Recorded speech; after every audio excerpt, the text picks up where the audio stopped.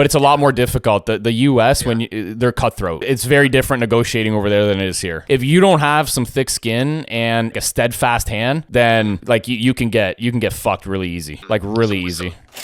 Yeah, no. I want to ask you, what's the benefits of investing in the States as a Canadian? Well, like besides the return of investment, like is there like does the government help out Canadians that invest in any way? Like is there more? No, like it's nothing like that really. It's more about like, do you want to make more money?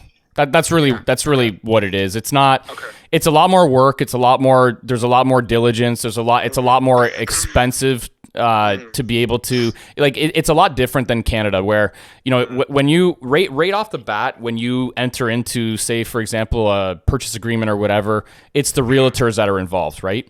When you go to the States, right off the bat, to even get a purchase agreement, crafted, you're involving lawyers. And everything is up for negotiation. It's where it's not even from a financing perspective. Lawyers are involved, and it's very a la carte over in the U.S. Whereas over here, it's very structured. It's very simple. So, but for anybody that has, I guess for lack of a better term, the balls to do it.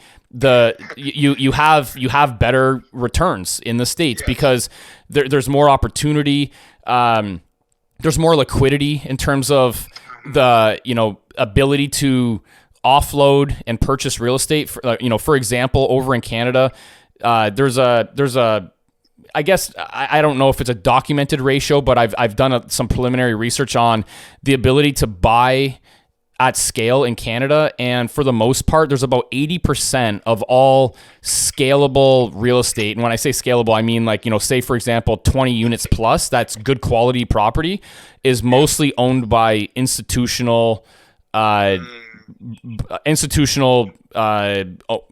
or, funds or whatever, right? Whereas in the US, 80% are owned by individuals or corporations, and that's a big advantage.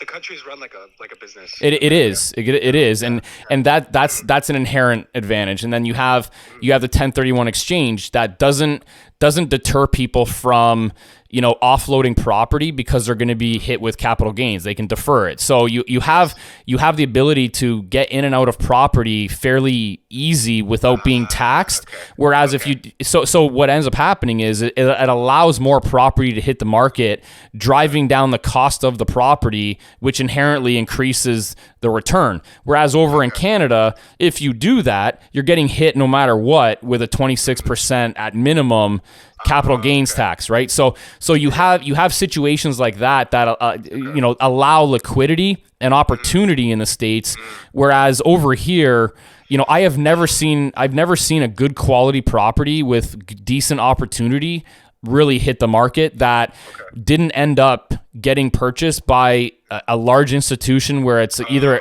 a REIT or either a REIT, insurance fund, pension fund, or whatever, that for even like a 3 cap. And those just don't work, right? But those guys, they get so much public money, they have to deploy it, and they don't care if they're only sending out a 3% or 2% dividend. Like, it doesn't matter to them. Yeah.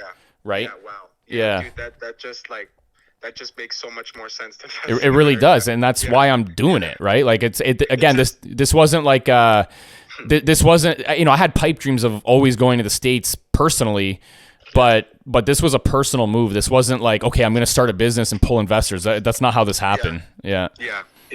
It just seems more the way you explain it just seems more logical to it is. Yeah.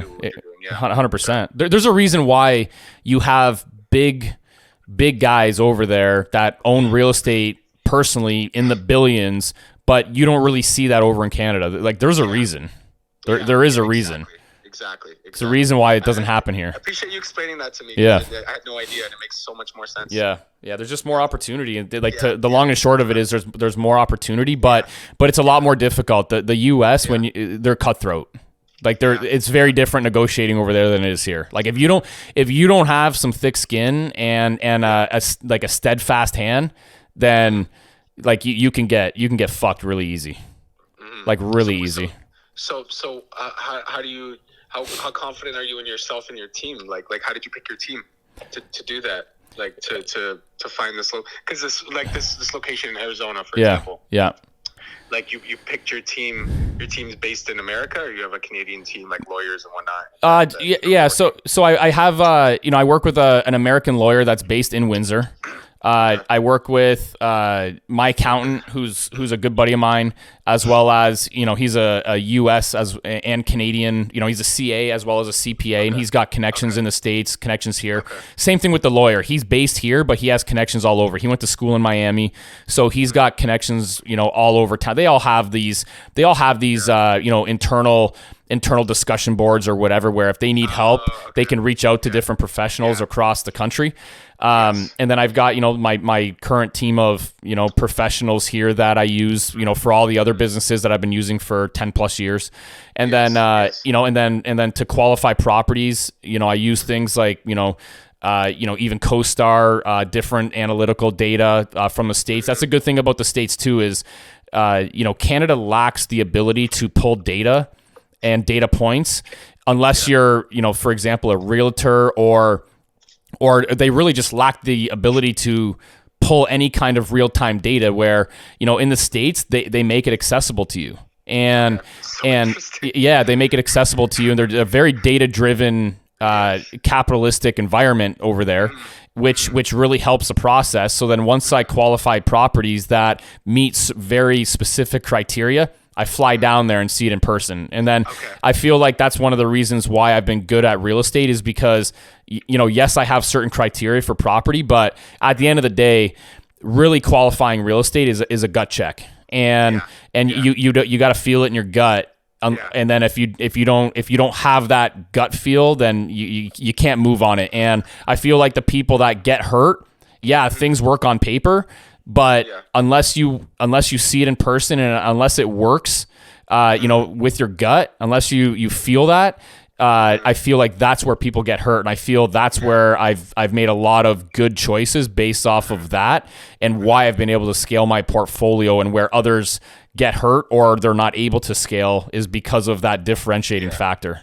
I'm a huge advocate for following your gut. For sure. Yeah, absolutely. Anytime I made a poor decision, it's because I opposed my gut. There I you regretted it. There you go. So I've learned the hard way. Yeah. There you go. Exactly. In the past, Now I just follow it all the way through, man. 100%.